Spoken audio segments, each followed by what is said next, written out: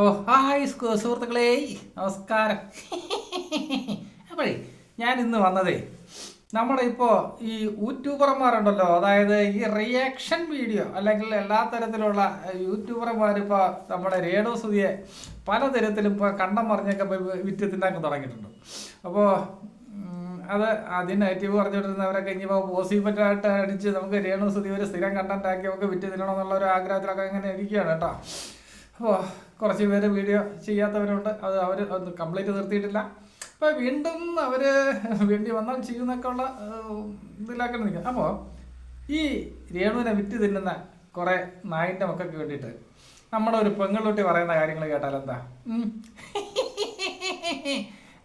അപ്പോഴേ പെങ്ങളുട്ടി പറഞ്ഞോ, ഞാനിതൊന്ന്. നമസ്കാരമുണ്ട് സുഹൃത്തുക്കളെ, ചാത്തൻസ് വീഡിയോയുടെ മറ്റൊരു വീഡിയോയിലേക്ക് എല്ലാവർക്കും സ്വാഗതം. പലർക്കും കുറച്ച് വിഷമം ഉണ്ടാക്കുന്ന ഒരു വീഡിയോ ആണിത്. അത് എല്ലാവർക്കും അല്ല, എന്നെ പോലെയോ നിങ്ങളെ പോലെയോ വെറും സാധാരണക്കാരായിട്ടുള്ള ആൾക്കാർക്കല്ല, ചില റിയാക്ഷൻ വീഡിയോ ചെയ്യുകയും ഇതുപോലെ കണ്ടന്റ് ക്രിയേറ്റർമാരായിട്ടുള്ള ആൾക്കാർക്കും വിഷമം ഉണ്ടാക്കുന്ന കാര്യമാണ് ഇപ്പോൾ ഞാൻ പറയാൻ പോകുന്നത്.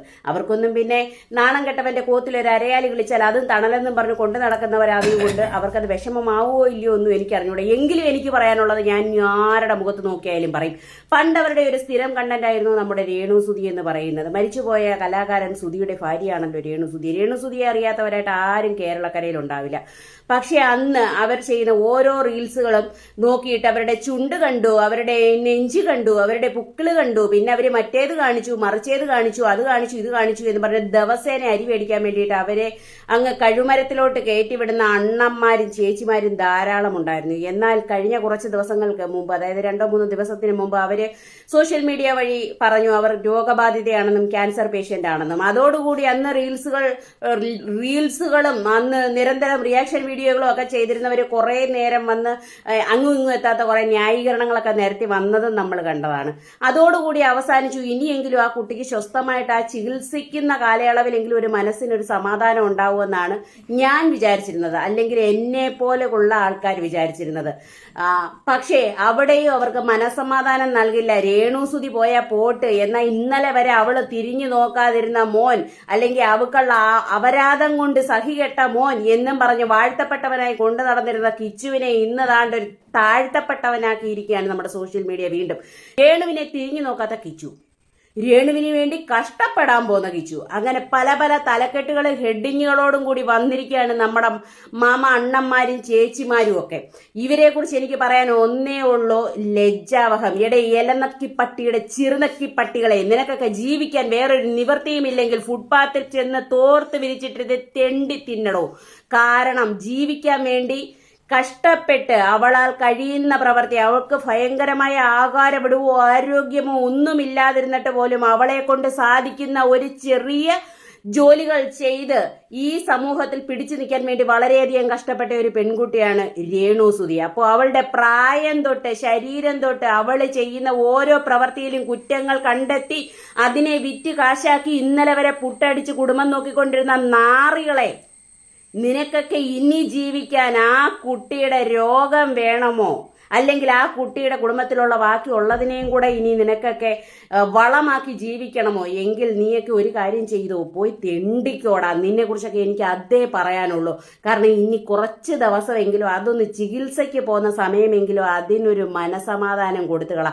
ഈ വീഡിയോ പലരിലും അസ്വസ്ഥത ഉണ്ടാക്കുമെന്ന് എനിക്കറിയാം, പക്ഷെ ആ അസ്വസ്ഥതയൊന്നും എന്നെ ബാധിക്കുന്നതേ അല്ല. ഇത്രയെങ്കിലും പറഞ്ഞില്ലെങ്കിൽ എൻ്റെ മനസ്സിനൊരു സ്വസ്ഥത ഉണ്ടാവില്ല. കാരണം ഇത്രയും കാലം രേണുസുതി എൻ്റെ ഒരു കണ്ടന്റേ അല്ലായിരുന്നു, ഞാൻ ഒരിക്കലും കണ്ടന്റ് ആക്കിയിട്ടുമില്ല.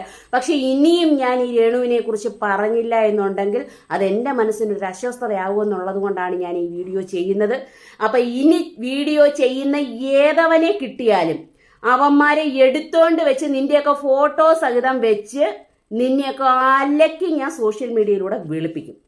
അതിനകത്ത് യാതൊരുവിധ മാറ്റവും ഇല്ല. രേണുവായി അവളുടെ പാടായി അവൾ എങ്ങനെയെങ്കിലും പോയി ചികിത്സിച്ച് സുഖം പ്രാപിച്ച് വരട്ടെ എന്നുള്ളൊരു പ്രാർത്ഥന മാത്രമേ എനിക്കുള്ളൂ. ഈ വീഡിയോ ഇഷ്ടപ്പെട്ടവരുണ്ടെന്നുണ്ടെങ്കിൽ ലൈക്ക് ചെയ്യുക, ഇഷ്ടപ്പെടാത്തവർക്ക് അതിൻ്റെ കമൻറ്റുകൾ ഇടാം. ഒപ്പം നിങ്ങൾക്ക് ഈ വീഡിയോ ഷെയർ ചെയ്ത് ഈ രേണുവിനെതിരെ അല്ലെ രേണുവിനെ വിറ്റ് തിന്നുന്നവന്മാർക്ക് കൊടുക്കുകയാണെങ്കിൽ വളരെയധികം നന്ദി. അപ്പോൾ ഓക്കെ, താങ്ക് യു.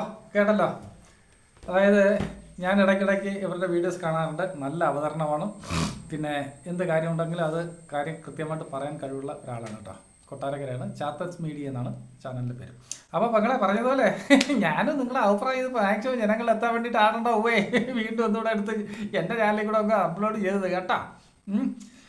അപ്പോൾ ഈ രേണുവിനെ വിറ്റ് തിന്നുന്നവരെ തിന്നാൻ ഉദ്ദേശിക്കുന്നവരായിട്ടുള്ള ആൾക്കാരെല്ലാം ഒന്ന് ശ്രദ്ധിക്കുക. ഇതൊക്കെയാണ് എനിക്കും പറയാനുള്ളത്. എല്ലായിടത്തും ഞാനും ഇതാണ് പറയുന്നത്. നമുക്ക് ഈ രേണുവിനെ വിട്ടിട്ട് നമുക്കൊരു കണ്ടന്റേ വേണ്ട. നമുക്കത് നിർത്തിയിട്ട് യാതൊരു ഗുണവുമില്ല. കാര്യം കുറേ എണ്ണം കൊണ്ട് ഒരു പാൽക്കുപ്പി പയ്യൻ്റെ ഒരു ഇതെന്ന് പറഞ്ഞു കഴിഞ്ഞാൽ ഇത് തന്നെയാണ് പാൽക്കുപ്പി പയ്യൻ. പിന്നെ പെങ്ങളെ നമ്മുടെ 1-2 പേരുണ്ട് കേട്ടോ, എടുത്തിട്ട് അങ്ങോട്ട് അലക്കണം. ഞാനും കൂടെ ഉണ്ട്. എന്നെ കൊണ്ട് പറ്റുന്നുള്ള എല്ലാ സപ്പോർട്ടും ഞാൻ പുറകെ നിന്ന് തള്ളിത്തരാം കേട്ടോ. നോക്കാതെ പറ്റൂ.